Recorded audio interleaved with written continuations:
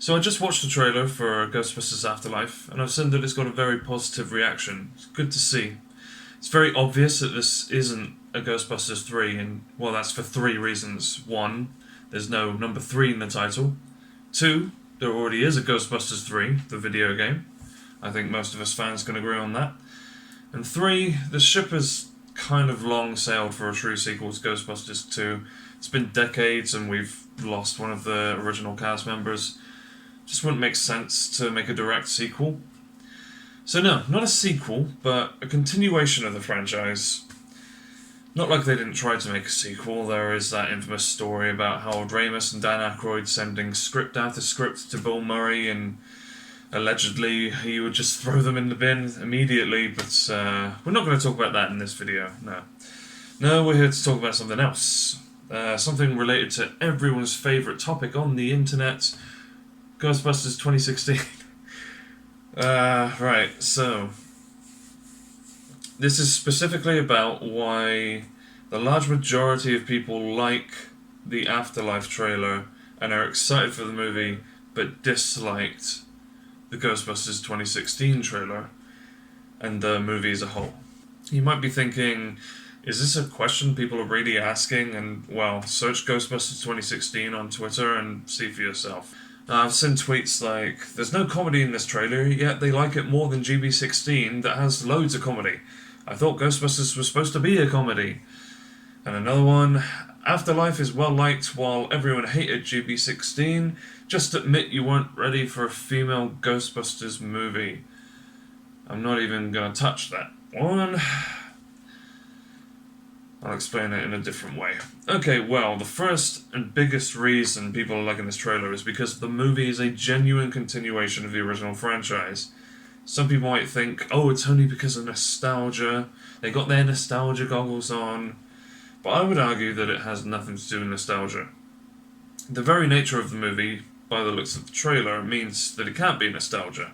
If it was purely nostalgia, then everyone would be crying out, I want the original cast, who are these darn kids? I don't want to see them, I want to see Bill, I want to see Dan, I want to see Ernie.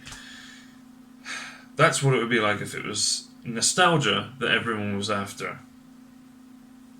No, it's because it looks genuinely good. It looks like it's going to be genuinely a good movie. They're hitting all the right cues, the look and style of the movie are great, and it's providing us with the setup of a mystery that actually sounds pretty interesting. Why did Egon move out to that place? Why is there a town that has no fault lines shaking? Well, we do see that there's like a ghost volcano in the trailer, but why is there a volcano of ghosts there? And what big bad deity thing is uncovering all these ghosts to draw energy from them and, take over the world and all that?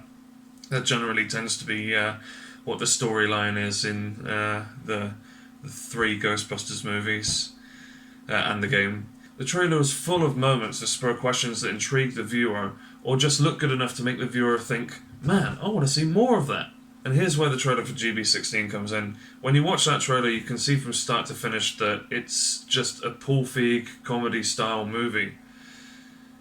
Doesn't try to capture the spirit of the original movies, doesn't even have the original characters in it. It's a completely separate entity, and I'm going to be super controversial here and say that's absolutely fine. If you're a fan of Paul Feig films, that SNL skit-style comedy in general, I can totally understand you liking the movie. See, the controversy with GB16 was always the fact that people saw it as Ghostbusters in name only. It was Bridesmaids with a Ghostbusters skin. And as such, GB16 is filled with many Paul Feig-isms, a lot of tropes and themes that he uses in his movies are there.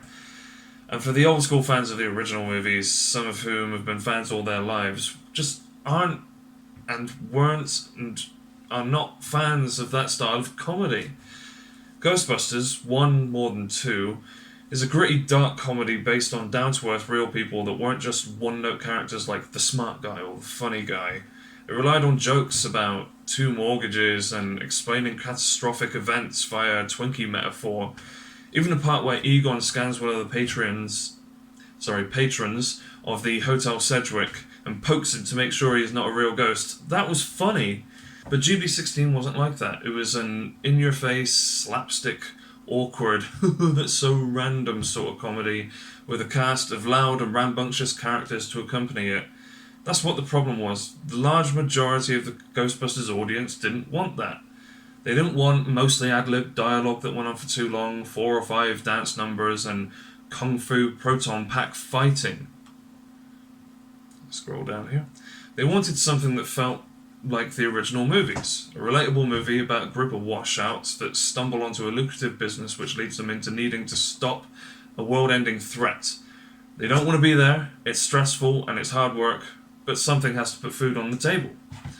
Yes, I know Ghostbusters 1 had that joke where a ghost goes down on Ray, but since that was included as part of a montage where they're going around catching ghosts, gaining experience, fame and popularity, I'd argue that it was intended to just get a cheap laugh to break all of the montage stuff up.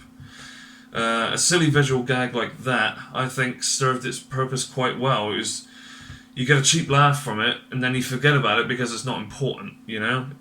Heck, they even cut it out of the TV version, that's how little of an impact it leaves. Well, they cut out the zombie taxi driver as well for some reason. Too scary for TV? Probably, I don't know. Anyway, I digress. Bottom line here is, well, I think it's quite obvious.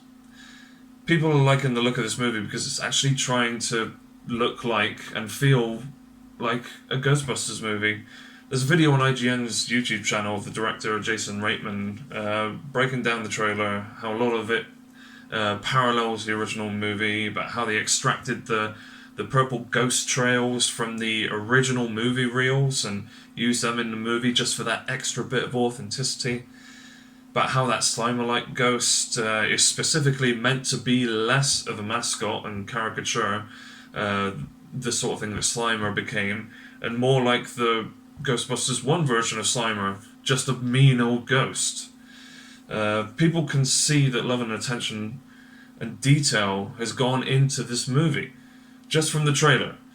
They can see that it's giving the original movies the respect that it deserves, while being something brand new. I mean, the main stars of the show are kids. It's not even Paul Rudd that's the main star.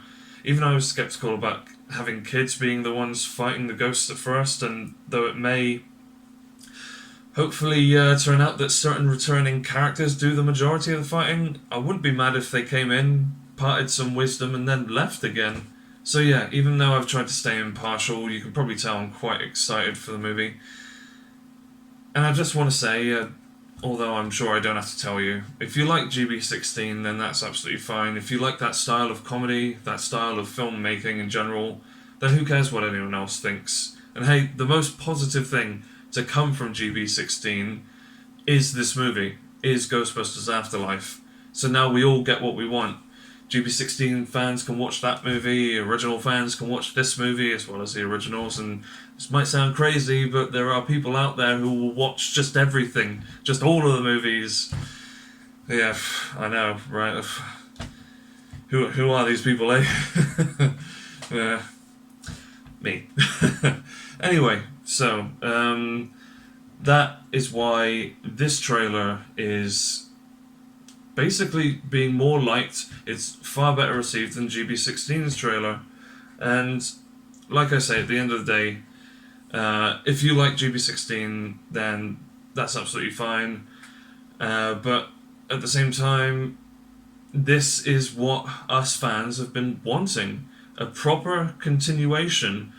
No, we all know the ship has sailed for GB3, a proper one. So this continuation is the best that we could possibly hope for, and we're just ecstatic to finally get it. And the love that's clearly gone into this movie, as you can see by all of the behind the scenes stuff, is just the absolute icing on the cake. That's why this trailer is more liked than the GB16 film and the trailer. So there we go. Thank you very much for watching all the way to the end. Bye bye.